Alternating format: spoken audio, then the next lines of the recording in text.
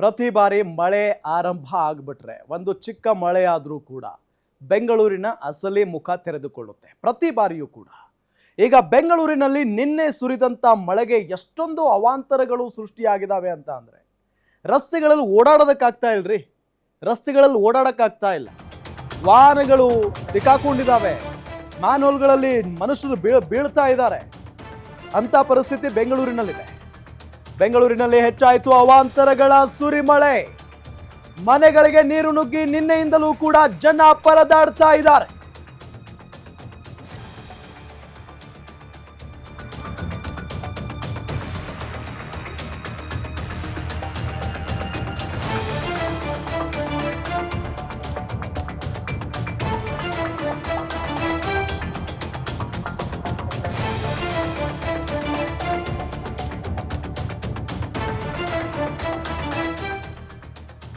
ಮಹದೇವಪುರದಲ್ಲಿ ಮಳೆ ಅವಾಂತರಕ್ಕೆ ಪ್ರಾಣ ಬಿಟ್ಟಿದ್ದಾರೆ ಮಹಿಳೆ.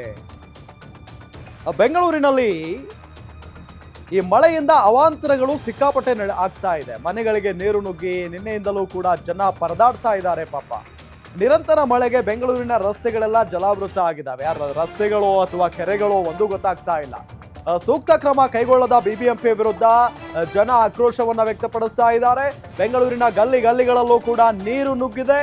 ಮಹದೇವಪುರದಲ್ಲಿ ಮಳೆ ಅವಾಂತರಕ್ಕೆ ಪ್ರಾಣ ಬಿಟ್ಟಿದ್ದಾರೆ ಮಹಿಳೆಯೊಬ್ಬರು.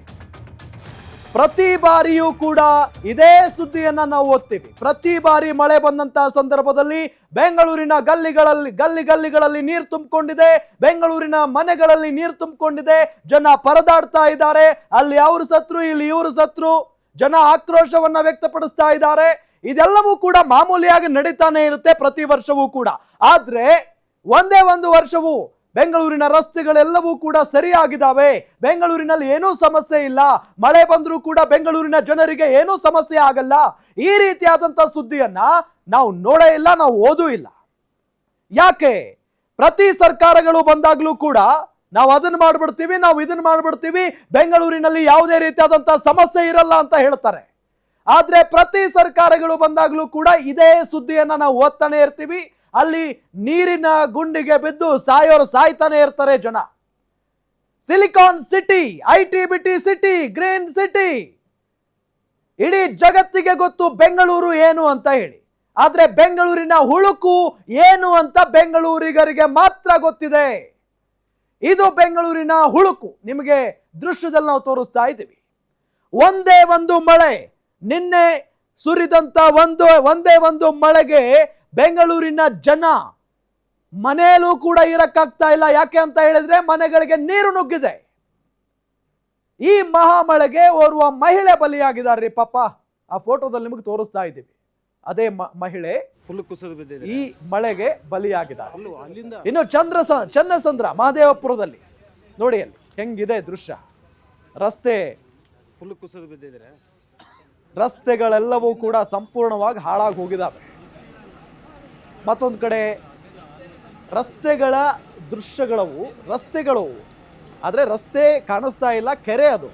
ಈಗ ಬೆಂಗಳೂರಿನಲ್ಲಿ ರಸ್ತೆಗಳೆಲ್ಲ ಮುಚ್ಚೋಗಿದ್ದಾವೆ, ಅದು ಕೆರೆ ಆಗಿ ನಿರ್ಮಾಣ ಆಗಿದೆ. ಬೆಂಗಳೂರು ಅಂತ ಅಂದರೆ ಮೊದಲೇ ಕೆರೆಗಳ ನಾಡು ಅಂತ ಫೇಮಸ್ ಬೆಂಗಳೂರು. ಯಾಕೆಂತ ಹೇಳಿದ್ರೆ ಬಹಳಷ್ಟು ಕೆರೆಗಳಿದ್ವಂತೆ ಬೆಂಗಳೂರಲ್ಲಿ. ಈಗ ಮಳೆ ಬಂದರೆ ಸಾಕು, ಇದು ನಮ್ಮ ಜಾಗ ಅಂತ ಹೇಳಿ ನೀರು ಕೂಡ ಆವರಿಸ್ಕೊಂಡು ಬಿಡ್ತಾ ಇದೆ. ನೀರು ಹೋಗಕ್ಕೆ ಜಾಗನೇ ಇಲ್ಲ ಬೆಂಗಳೂರಲ್ಲಿ. ಎಲ್ಲಿ ಹೋಗ್ಬೇಕು ಹೇಳಿ ನೀರು? ಆ ವ್ಯವಸ್ಥೆನೇ ಇಲ್ಲ. ಮತ್ತೆ ಬ್ರಾಂಡ್ ಬೆಂಗಳೂರು ಅನ್ನೋ ಕಲ್ಪನೆ ಬೇರೆ, ಬ್ರಾಂಡ್ ಬೆಂಗಳೂರು ಮಾಡಿಬಿಡ್ತೀವಿ ಅಂತ ಹೇಳಿ.